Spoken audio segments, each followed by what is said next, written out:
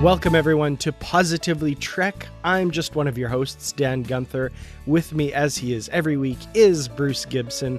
Bruce, we've got an exciting week this week. We do, because we have new Star Trek. Not just a new episode, but a brand new Star Trek series. Oh, that doesn't happen too often. More often lately, I have to say. More often than I was expecting earlier in my life. But still, it's still a pretty special occasion.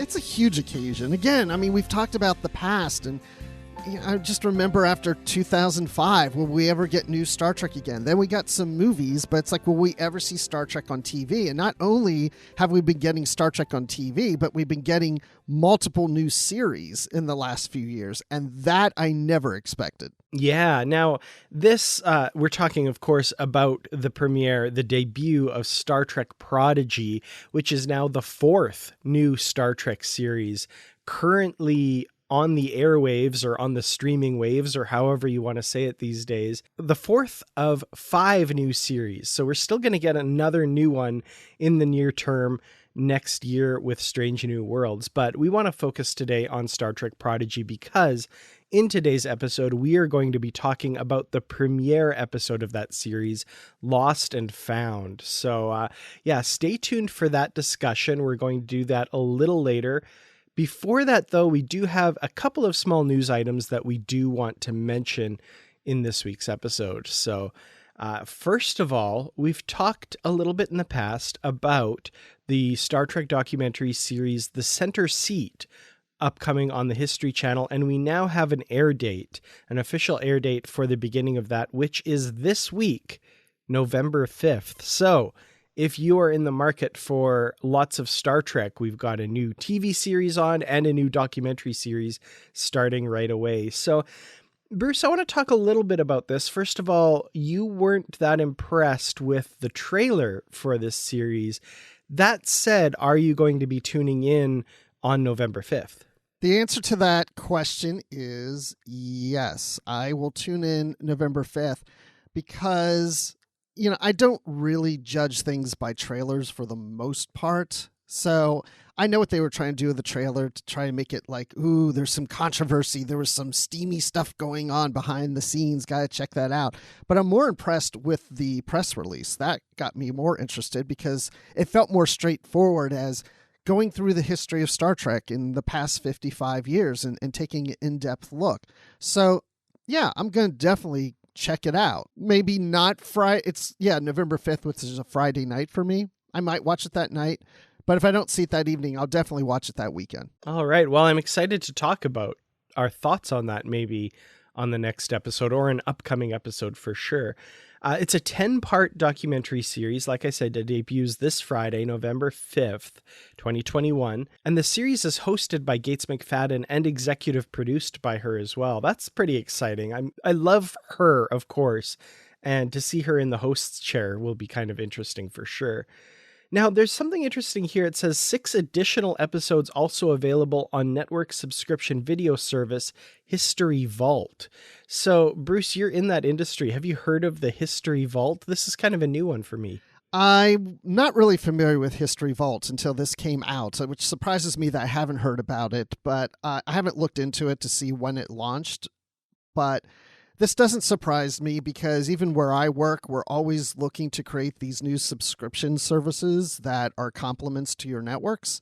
So, yeah, this doesn't surprise me, but, you know, yet again, it's another thing to subscribe to. It's $4.99 a month, but there is a free trial. So, you know, you could wait till all the episodes are out and watch them really quickly during a free trial, or just subscribe and enjoy all the content that's on there. If you love the History Channel, I'm sure there's a big amount of value in this product for you. Yep, lots of episodes about ancient aliens and documentaries about World War II.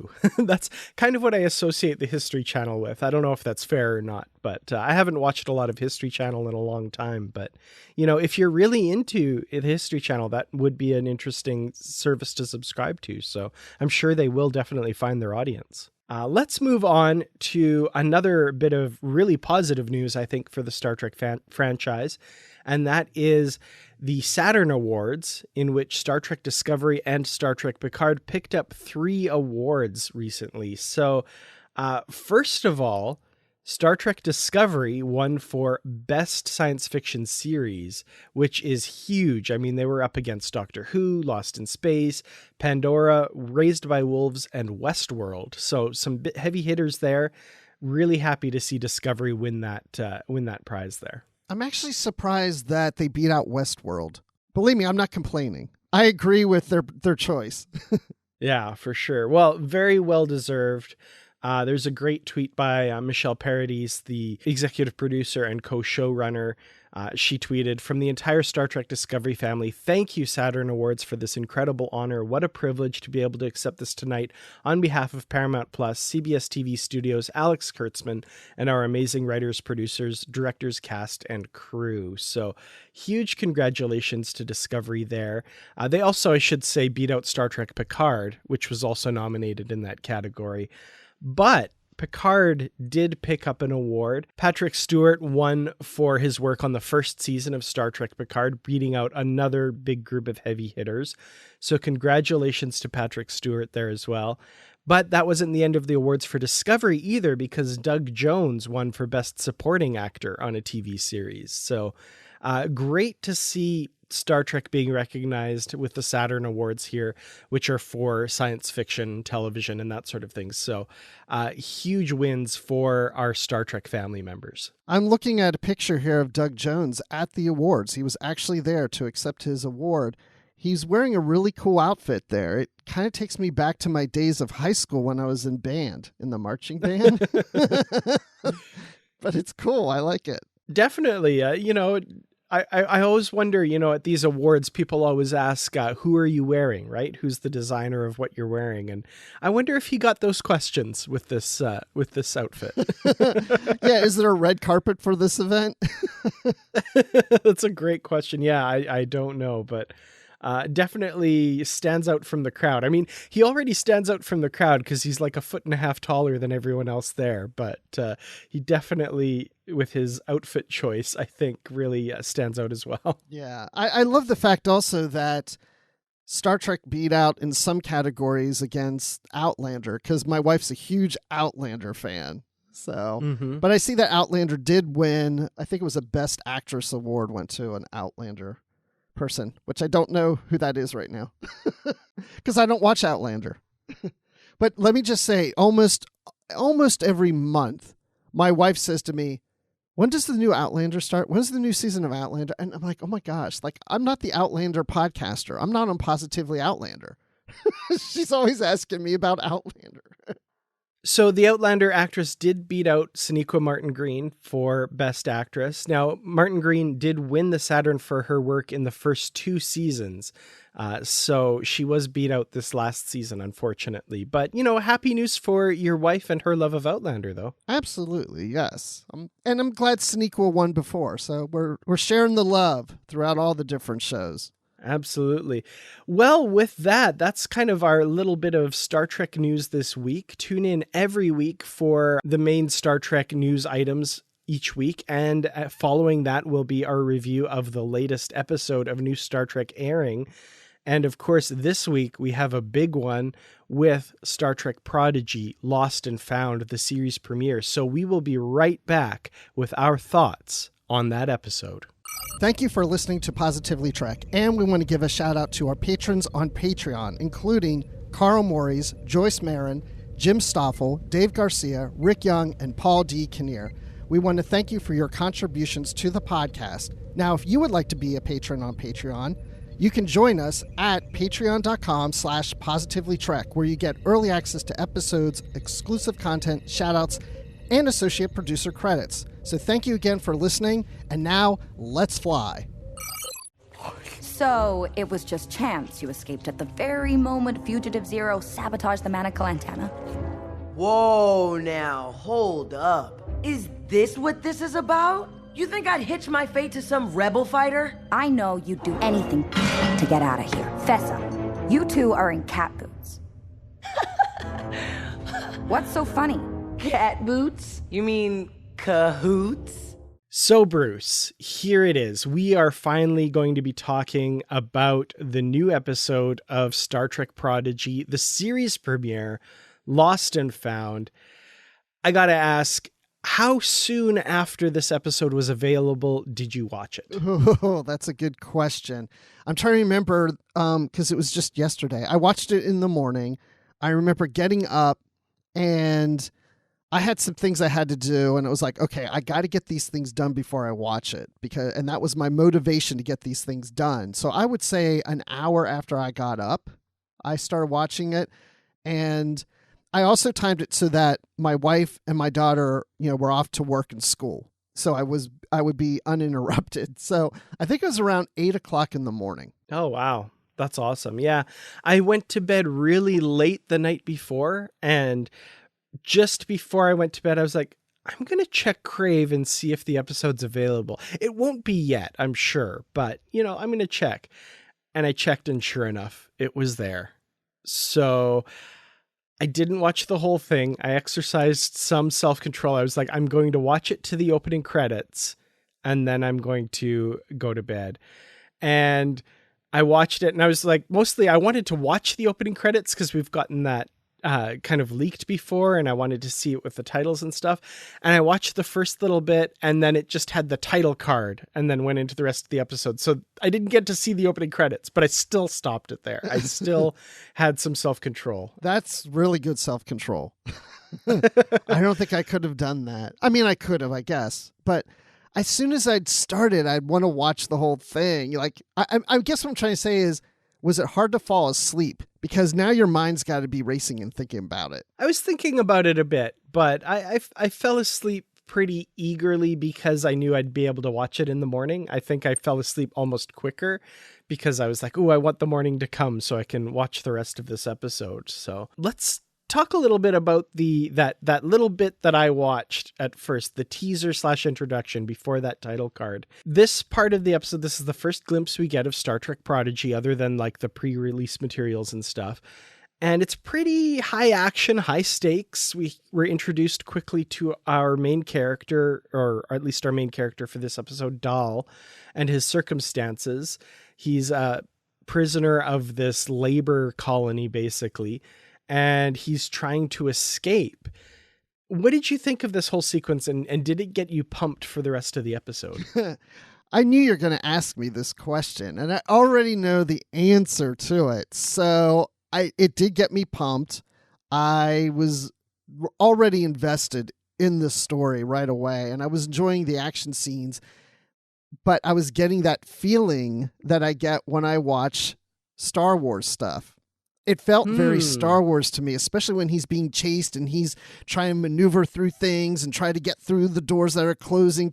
It just had that feel to me like I was watching Star Wars: The Clone Wars or something like that. And I mean, that's not a bad thing for me, not at all. I mean, because I love Star Wars, but I did get that vibe in the beginning of it. Yeah, I had some interesting reactions watching this first little bit because, again, like I said, I watched just this little bit and then sat with it for quite a while. And I honestly, at this point, wasn't sure what to think because there weren't a lot of traditional Star Trek elements in this opening bit. But I definitely kept an open mind because, I knew what was coming as far as the great things we've heard from people involved with the show and people more in the know and that sort of thing.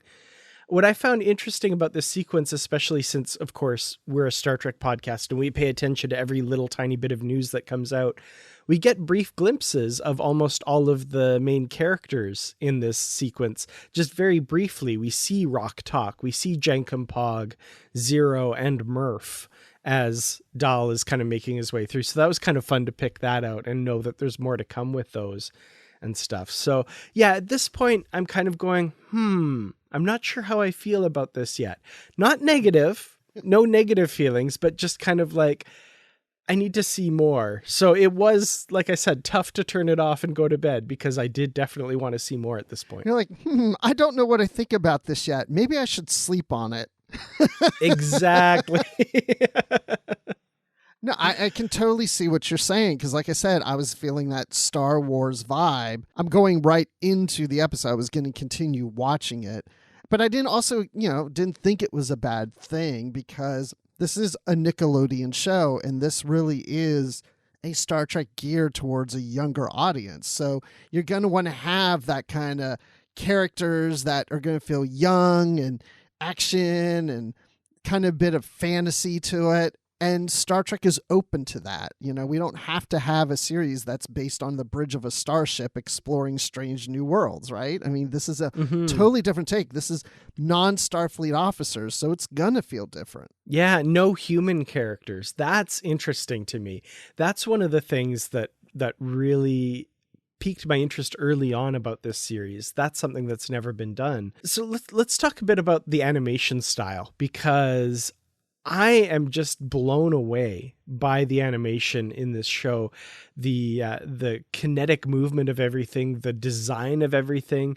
It's not, I feel like some people use the word stylistic, and there's like a stylistic element to it, but it doesn't feel like everything is in service to that style. It feels like it's just very well done animation first, with kind of a stylistic overlay to it, if that makes sense. I don't know if I'm saying this quite right. Well, you're saying it better than I could.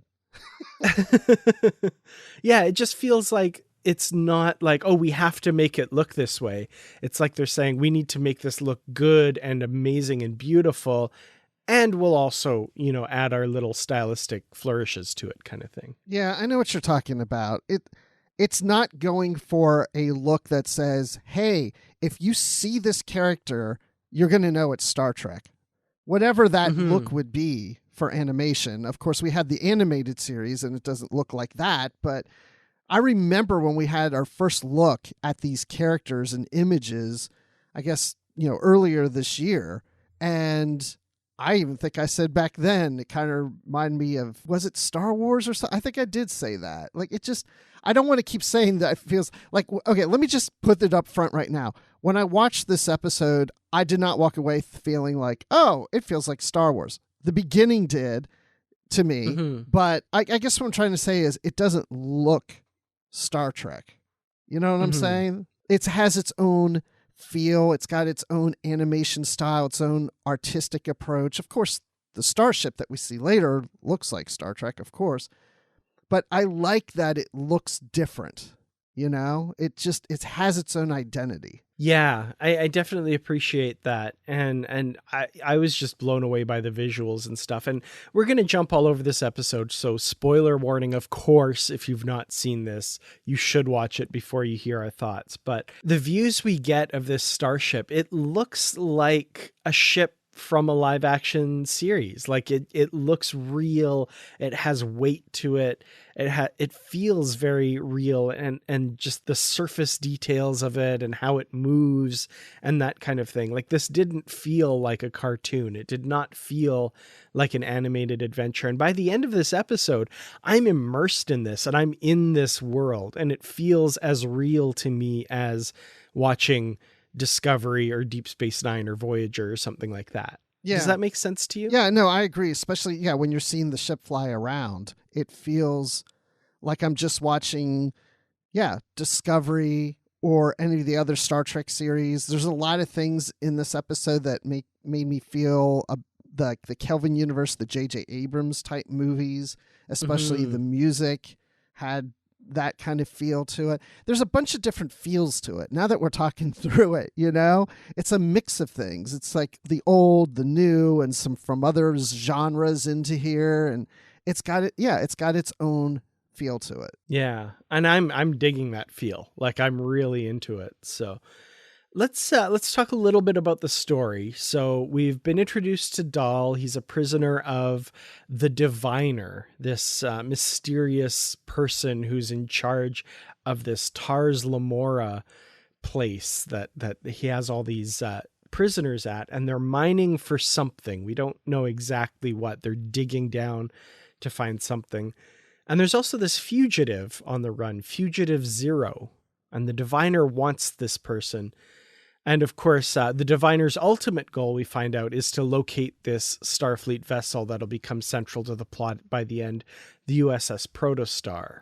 So what are you thinking of some of the setup here and how, we're getting just like little hints of what's going on? There's definitely a mystery at the heart of this for sure that we're not getting all the answers to. Yeah, the Diviner, that whole storyline, that feel to me with his robot guy there, it feels very much like somewhat a fantasy element to it, which I like. And again, we've had some of that in Star Trek before.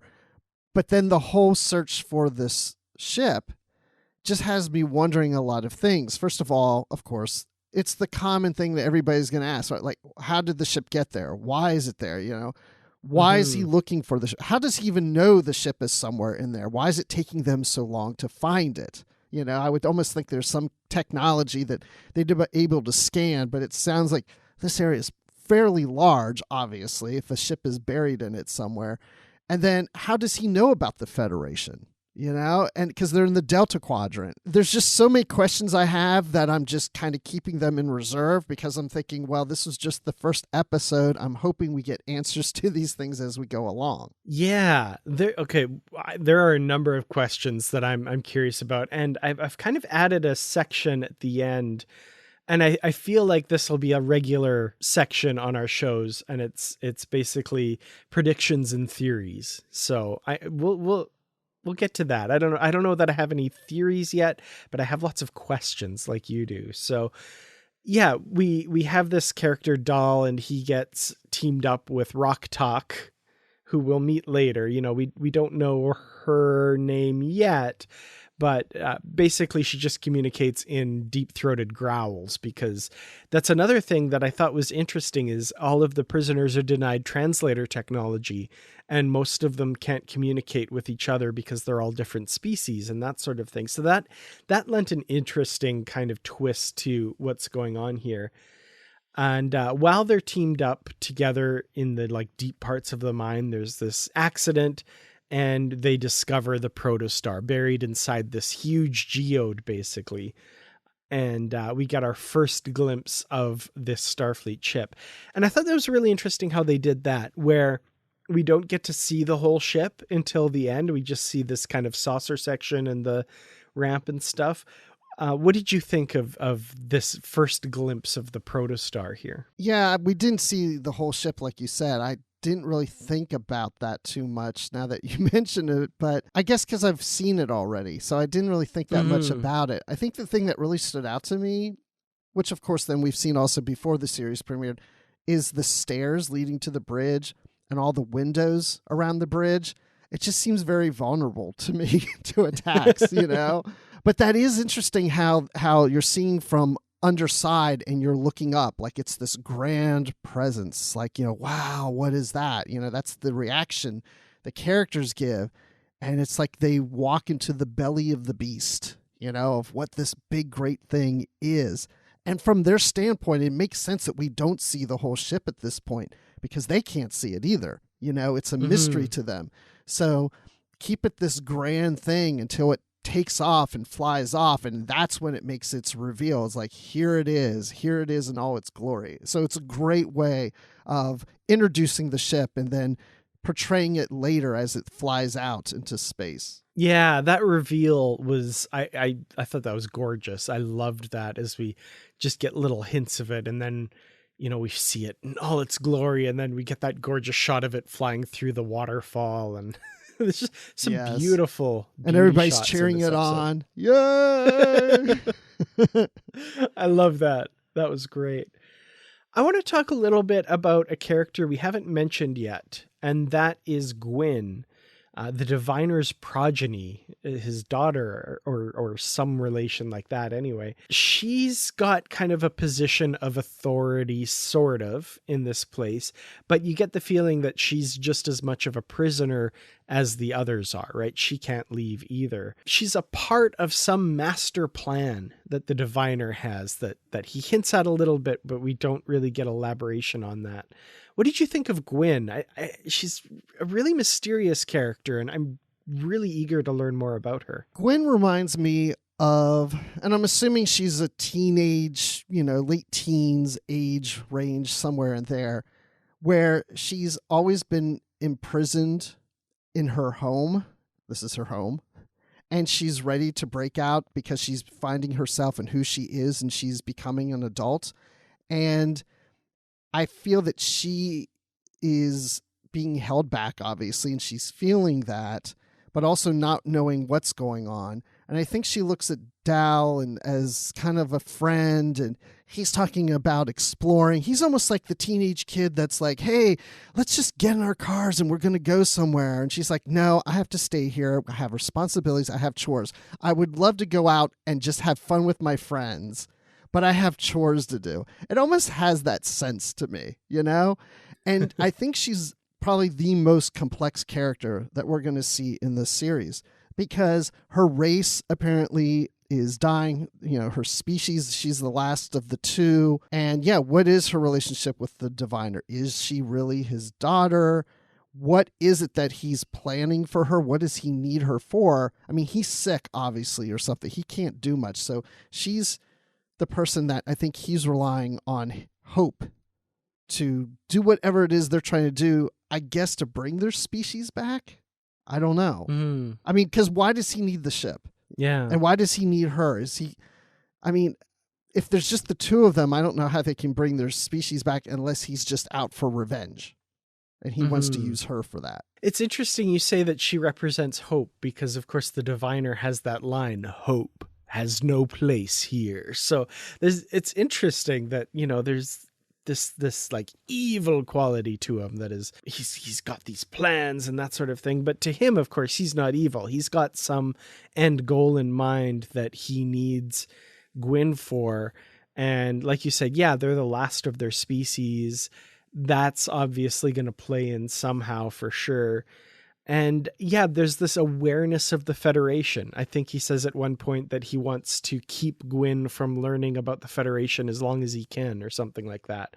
And like, what's that about? That's interesting. So yeah, there's a lot of question marks here, and it's kind of hard to talk through them without knowing where things are going, but it's definitely got me intrigued for sure. Yeah, and I don't understand why he doesn't want her to learn about the Federation while they're looking for a starship. A Federation starship. I mean, eventually he's going to find the ship, which has now happened, and she's going to learn about the Federation when they find the starship, unless his plan was to find the starship and then like lock her away so she never goes to the ship or sees it. I don't know. It's like there's so many questions. That's the problem. You know, it's hard to really evaluate this. Yeah, and I wonder if they were going to use the ship for cross purposes to the Federation kind of thing. So if she learns about the Federation, she would start to like sympathize with them, but he has plans against the Federation, maybe, or something like that. I don't know. I'm just kind of spitballing here, but yeah, exactly. It's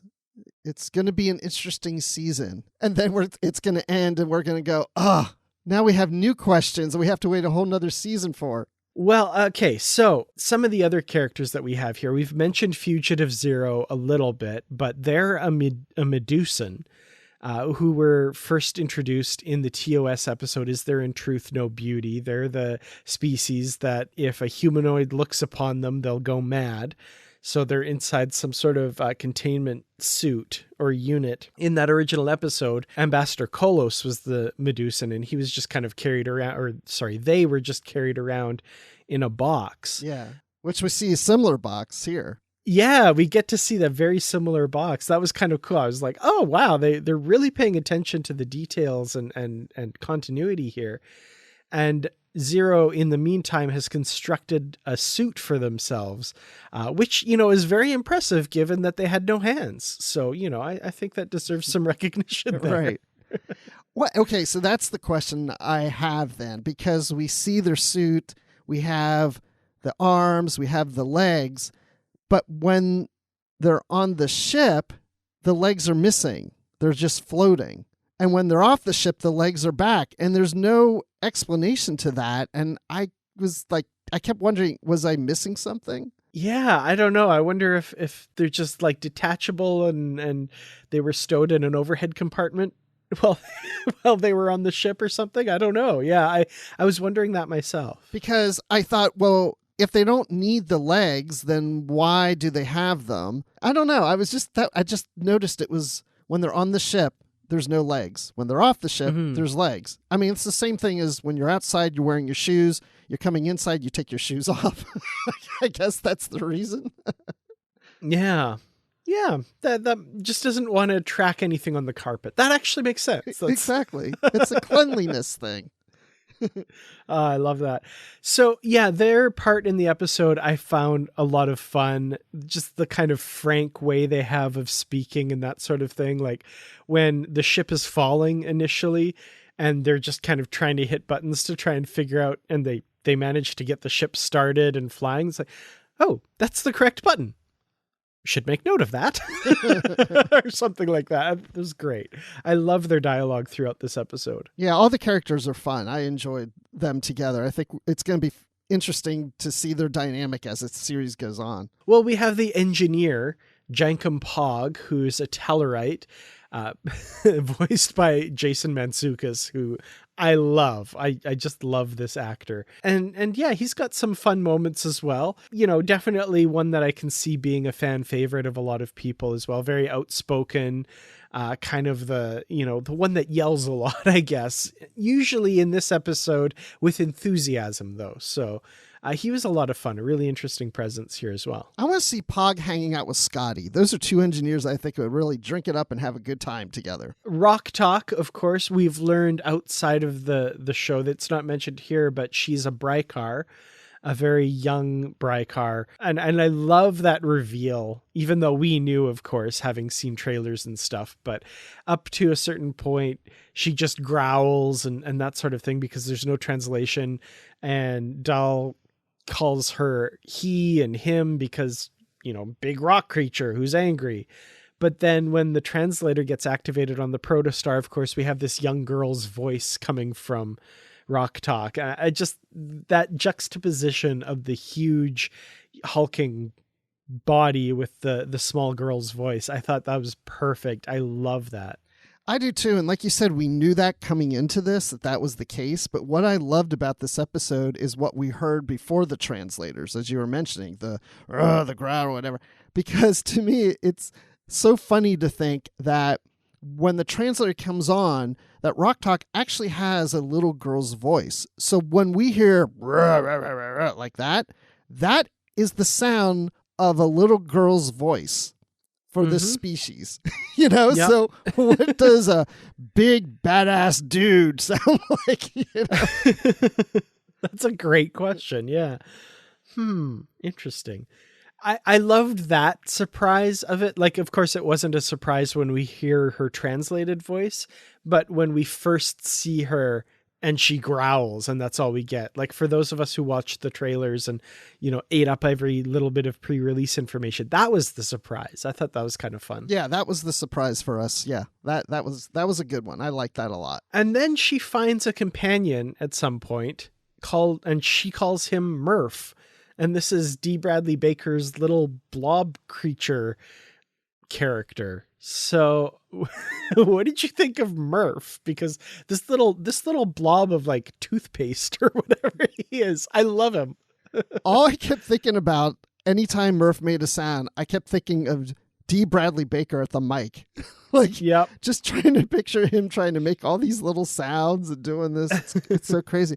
But the character's so cute. This is going to be the character that we're going to see in toys or whatever on the shelves, if we see anything on the shelves. I'm just curious to know more about what Murph is. And I also want to know what, species Dal is, because Dal doesn't even know who he is. But, what Murph is. And didn't I see something on Twitter that someone said that's associated with the show that this is a very obscure Star Trek reference? I'm glad you brought that up because I did want to share this. So yeah, Aaron J. Waltke, who works on the show, did tweet out a picture of Murph with the caption, "For the record, no one has guessed what Murph is yet, and I'm delighted. It may be the most obscure Star Trek reference ever conceived." So I hadn't paid much attention to what Murph is or anything like that before seeing this tweet because I was like, oh, it's something we've never seen before. But apparently it is a reference to something in Star Trek. So That's pretty cool. And people followed up with him in the Twitter thread. I did look this up, and somebody asked, is it at least something we've seen on screen before? And he said, not to my knowledge, or I don't believe so, or something like that. Interesting. So it might be something that was just mentioned in an episode or a movie or something like that. And then I had the thought it could be something that was only ever mentioned in a novel or something like that. Because, of course, we have the Brykar, which Zach Kebron from the New Frontier and the Starfleet Academy books, that's what Rock Talk is. So they're not above taking references from non-canon sources as well. So I don't know myself. I have a couple possible contender guesses, but nothing that I'm like really confident about or anything like that. Interesting. Yeah. I had the same thoughts that you just said. It could come from a novel because the Brykar comes from the novels. So it could come from there, could come from a comic, could come from one of the video games. But the fact that he said we haven't seen it means that visually it wouldn't have been in a comic or a video game. So it could be in the novels. And of course, a reference in one of the episodes or movies. So I have no clue. So the one thing that floated to the top of my mind after this, and I started my brain going, was, and again, I would not put money on it. It's just a random guess. But in the episode The Trouble with Tribbles, the Klingon accuses Kirk of being a Denebian slime devil. And I'm like, ooh, slime. Maybe. Again, just a random guess. I don't know. Like, if that turns out to be correct, I'm not going to take a victory lap or anything like that. I'm just like, that could be kind of, something that was referenced and never seen. I don't know. Well, I did see some people guessing that, and friend of the show, Aaron Harvey, was saying, well, no, it can't be. And he would post an image of what apparently a Denebian slime devil looks like, because it was on a pad or like on one, I don't know which episode. Oh, see, there's an old book called Worlds of the Federation that did a conjectural Denebian slime devil, which is of course non-canon. But if that showed up in an episode somewhere, which I wasn't aware of, that could be. I'm going to do something we've never done through one of our recordings. I am sharing my screen with you. Can you see what I'm? Oh, okay. Oh, so that it did end up on screen somewhere there. Okay, I see. I'm assuming Keiko's classroom is where I'm guessing that might be from. It looks like something like, or a TNG classroom maybe, or something. Right. And then that's cool. Yeah. And then someone has created an image in memory beta that he used that is kind of based off of that. Yeah. So that's the image from the Worlds of the Federation book, which I loved as a kid. That was one of my favorite books. So yeah, it could be.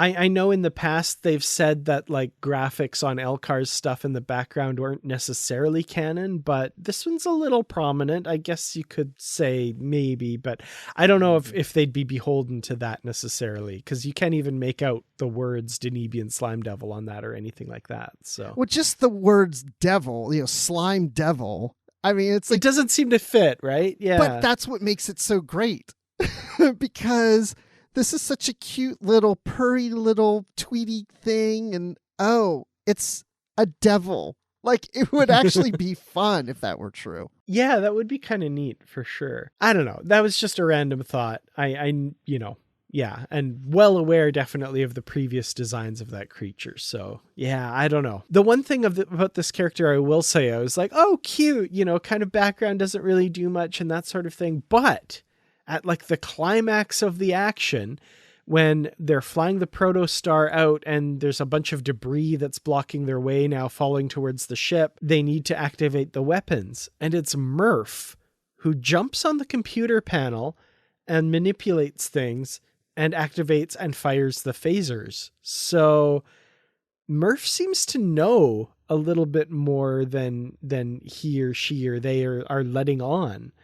So that was interesting to me, that like he manipulates the control panel, and it definitely did not seem like a fluke or an accident. It seemed like he knew totally what he was doing there, which was really interesting. And I think there's a lot of questions around this character that I'm really curious about. I just assumed that he was just smart enough to figure it out. But now that you say what you said, now it has me wondering, like, oh, well, maybe it is like, why does he not, like, is there something, he's been on a starship before, right? Or something. That could be, yeah. You know? Or it could be, like you said, and he's just smart enough to have read everything and figured it out kind of thing. That could be too, yeah. Yep. Either way, that's really interesting for this character. It is. I wonder if we'll ever get to hear the character talk translated. I hope not.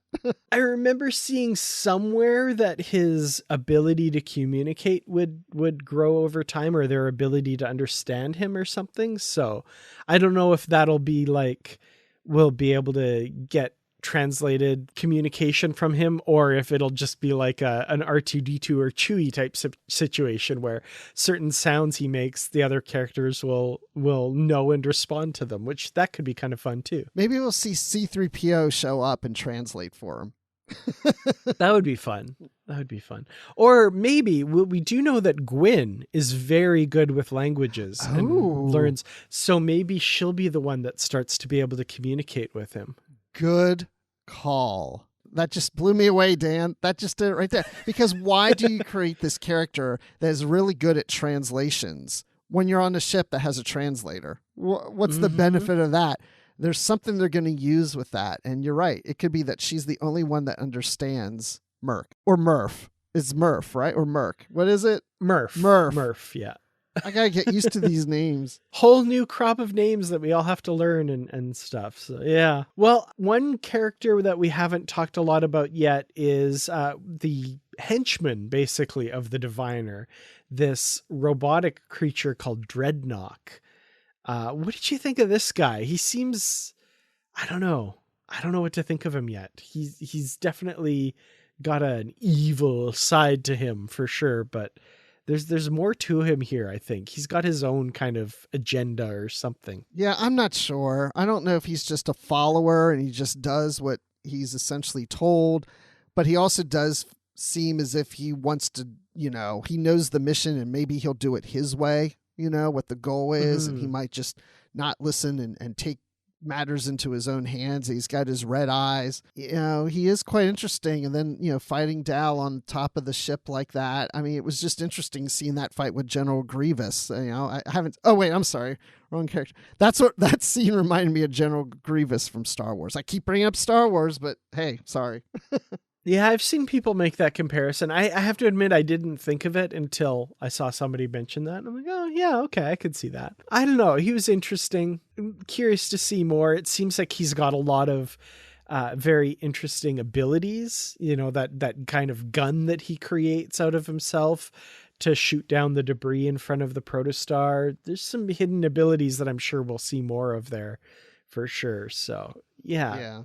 Curious he's going to be a formidable foe for this young crew, I think. I could say right now that he's probably the character I'm least interested in at this point. Mm-hmm. He just seems like the evil bad guy that's working for the real guy that's making all the calls, But he could become very more interesting to me later. Well, the other character that we get right at the very end of the episode, we get the Janeway hologram, or hologram Janeway, she calls herself, activated at the end, asking the crew if they need help because somebody said that they'll need help. And we don't get much of her, just the little tease at the end where, she appears and is like, okay, I don't know about this crew, but hi, I'm hologram Janeway, and what do you need? So what did you think of this little reveal? I was a bit surprised because I did hear the reveal was going to be at the end of the episode, but I thought we were going to see more because we've received a clip of a bigger scene where she's asking who's captain of the ship and who's in command or whatever. And there's that whole exchange. So obviously that's going to be in the next episode. So I was just surprised how short that scene was. But I love how their reaction is just like, what is this? And of course, they've never seen a human before, so that's awkward too. Well, it's kind of interesting that you say they've never seen a human before, because there seem to be a lot of Alpha Quadrant species roaming around this part of the Delta Quadrant right now. And I wanted to talk a little bit about that. And I know it's something a lot of people have been bringing up. We know that Dan and Kevin Hageman, they've put together this show. They're very knowledgeable in Star Trek. They have some very intelligent Star Trek people advising them and that sort of thing. So I don't think this is just a mistake. I think there's a reason we're seeing this. But in this episode, we see a lot of Alpha Quadrant species, including Jenkin-Pog, who's a Tellarite. We've got Zero, who's a Medusan. Rok-Tahk, who's a Brykar. We also see a Cation. They're the cat-type people like T'Ana or Maress. And we also see a Lurian, which is like Morn from Deep Space Nine. So that's a lot of Alpha Quadrant species. And again, I don't think this is a mistake. I don't think this is just them being sloppy like certain people on the internet will accuse them of being. I think there's a reason for this. And I don't know exactly what that reason is. Like, we can talk about theories and guesses and that kind of thing, but I feel like there's a reason there are so many Alpha Quadrant species at this particular place. And I think it has something to do with the diviner and what he's trying to do. I don't know exactly what yet, but I was wondering if you had any thoughts on why we see so many familiar Alpha Quadrant species. I have to admit, that's the thing that is driving me crazy the most, is why are there so many Alpha Quadrant species? And not just that, but why do they all kind of end up together too? That just makes it seem as if it's mostly Alpha Quadrant species on this hunk of rock. To your point, though, the diviner may be capturing... I mean, nobody's there because they want to be there, right? So It makes me wonder if through slipstream, transwarp drive, whatever it is, that he has been in the Alpha Quadrant, maybe even from the Alpha Quadrant. I don't necessarily think so, but he has access to go in the Alpha Quadrant, and he captures certain people to bring back as slaves because he thinks less of the Alpha Quadrant. And so he's not going to enslave anyone from the Delta Quadrant. He wants to enslave those from the Alpha Quadrant because for whatever reason, he's against the Alpha Quadrant and the Federation for whatever reason.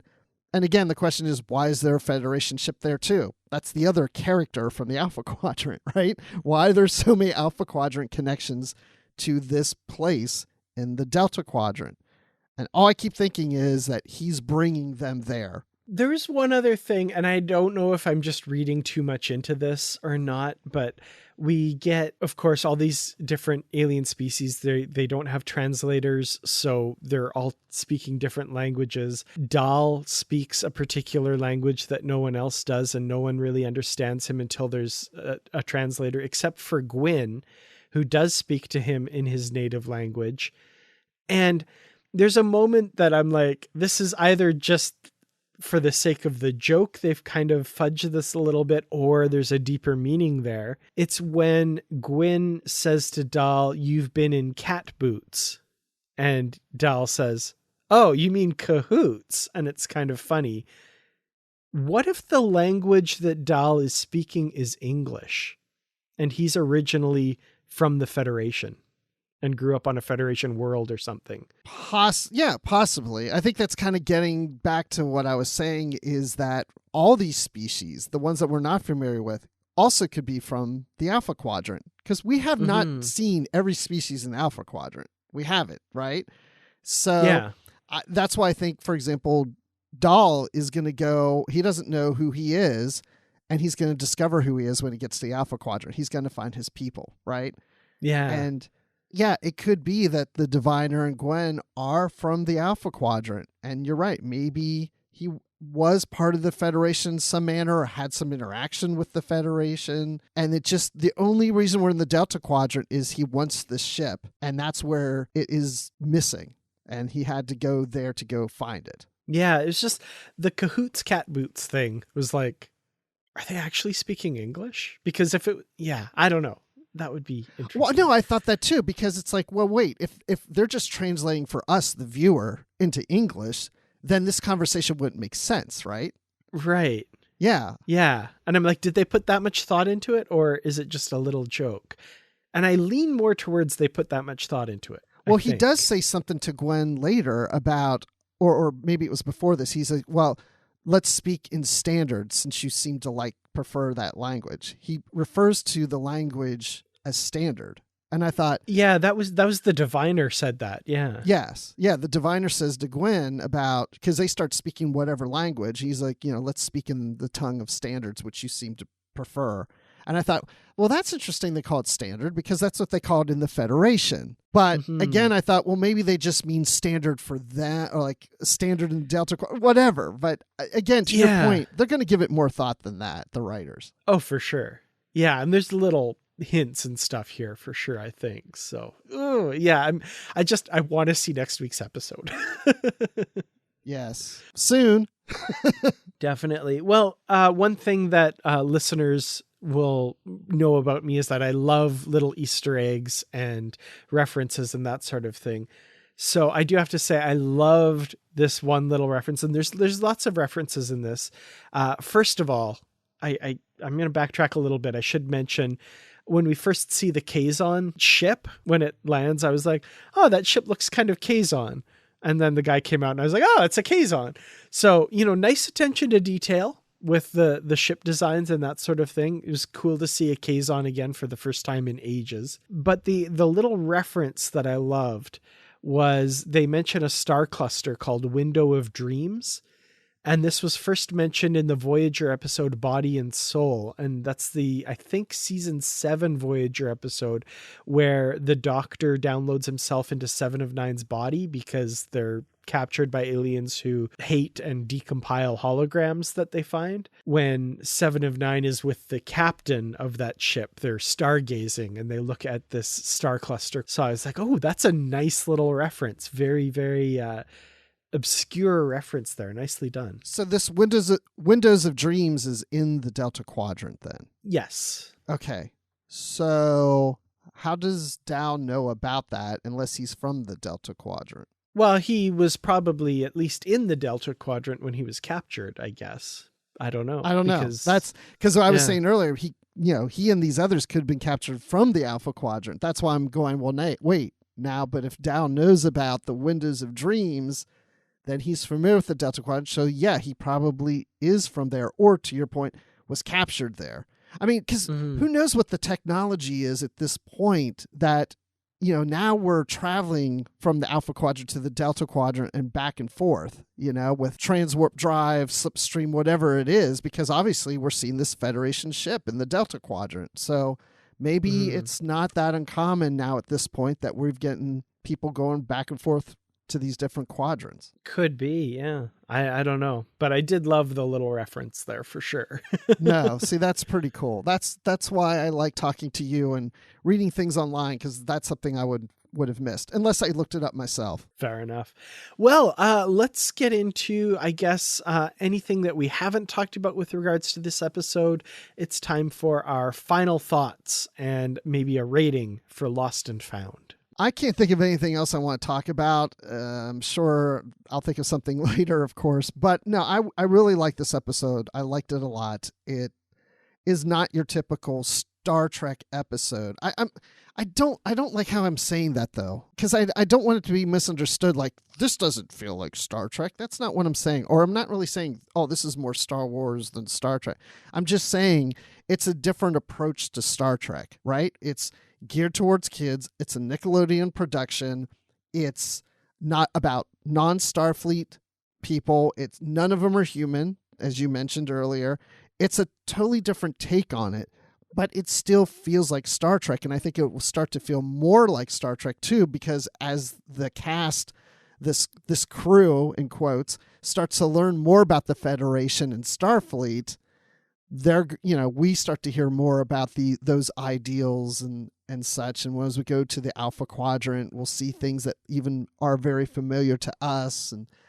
But the whole pacing, the storyline, the questions that it brings up, the animation, the art, it's so beautiful to look at. Everything was top notch. The voice acting, the music, I mean, just everything. There wasn't anything in there that I was just like, I don't know about that, or I don't like about that, except for wondering, why are there so many Alpha Quadrant species in the Delta Quadrant? That's the only thing. So I would give this episode and the series at this point, because it's only those 2 episodes, I guess part 1 and 2, I would say 5 out of 5 of the glowing little important things that they're trying to dig for. Excellent. I have a very similar rating. So yeah, I loved this episode. I thought it was a really fun introduction to these characters, to this world. The animation and everything is just gorgeous. I love how immersive this world feels and how real it feels at the same time, even though it's animation. The ship is beautiful. The characters are a lot of fun. I'm really connecting with them. I mean, obviously, like you said, this show is geared towards children. It's made for a younger audience, but there's enough there for us older kids to kind of glom onto and really, get into with this show. So I'm digging it. I hope this continues. I'm really excited to see where it goes from here. So I'm going to give this 5 out of 5 massive geodes, each of them with a hidden starship inside, like a Kinder Surprise. Wow, that's massive. Well, before we end this episode, I do want to do just another little tiny section right on the end, predictions and theories for next week's episode. So the next episode we have, it's called Starstruck, apparently. And I was wondering if you had any thoughts as to where this might be going next. What do you think we'll see next week? Well, obviously, we're going to see more interactions with hologram Janeway. And then I think they're going to explore the ship, and Starstruck, I think that just means that, this is their first exploration of space. And I think they're going to probably visit something that they've never been to, and some little adventure happens around that. Nice. Yeah, I definitely see them exploring more of their circumstances. At the end of this episode, we had that wide expanse of stars in front of them, and they don't know where to go. I think they're going to be at a little bit of loose ends, trying to figure out where to go next and what their mission's going to be. Learning a little bit about the Federation from Janeway, and this might be the episode that by the end they decide to hoist their sails and set out towards the Alpha Quadrant maybe and the Federation. So I don't know, but really, really excited to see where the series goes from here. I think this is a really strong start, and man, I'm very excited for this series. I think it's going to be a lot of fun. Well, join us next week when we talk about Starstruck, and but in the meantime, Bruce, where can people find you online? I'm on Twitter at Admiral_Rex. That's Admiral with the underline Rex. I'm also on Instagram at just Admiral Rex, and then I'm occasionally, well, I should say I'm occasionally on Star Wars Report, but I haven't been lately, but I'm sure I will be sometime soon. And then also occasionally have been guesting on Literary Treks. You can find me on Twitter. I'm at Kurtratz, and on youtube.com/Kurtratz Productions. You can find the podcast on Twitter at Positively Trek. Reach out to us, positivelytrek@gmail.com, and join our Positively Trek discussion group on Facebook. We'd love to have you join the conversation there. And of course, if you are financially able, we would love to have you support the podcast at patreon.com/positivelytrek. But if that's not in the cards for you, we love just having you listen to us each week. So thank you so much for joining us. We'll see you in the next episode. Until then, as always, stay positive.